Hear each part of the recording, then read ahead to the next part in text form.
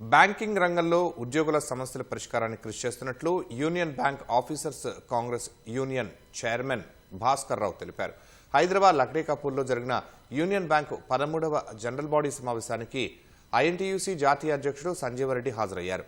ఆ సమావేశానికి 2 తెలుగు రాష్ట్రాలకు చెందిన యూనియన్ బ్యాంక్ విశ్రాంత ఉద్యోగులు హాజరయ్యారు. వారానికి 5 రోజుల పనిదినాల కోసం ఉద్యమిస్తున్నట్లు పేర్కొన్నారు. దేశ ఆర్థిక వ్యవస్థకి మూల స్తంభమైన బ్యాంకింగ్ రంగాన్ని కాపాడుకుంటూ ఉద్యోగుల డిమాండ్లను సాధించుకుంటామని తెలిపారు.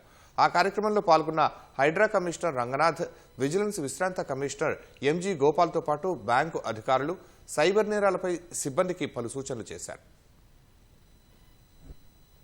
ఈ కాన్ఫరెన్స్ లో ముఖ్యంగా ఏంటంటే బ్యాంకుని అభివృద్ధి ఎట్లా చేయాలని ఒకటి, తర్వాత బ్యాంకులో ఉన్నటువంటి సమస్యలన్నీ సైబర్ ఫ్రాడ్స్ కానీ మిగతా ఫ్రాడ్స్ కానీ వీటన్నిటిని కూడా కూలంకషంగా డిస్కస్ చేయటమైంది.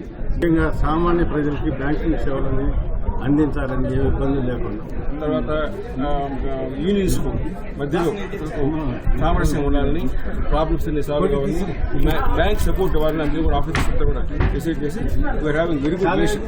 అది మన యూనియన్ బ్యాంక్ ఆఫీసర్స్ అందరికీ మంచి ఫ్యూచర్ ఉంది. Union bank best bank. అందరి జూనియర్స్ అంతా కూడా they should work sincerely for development of bank.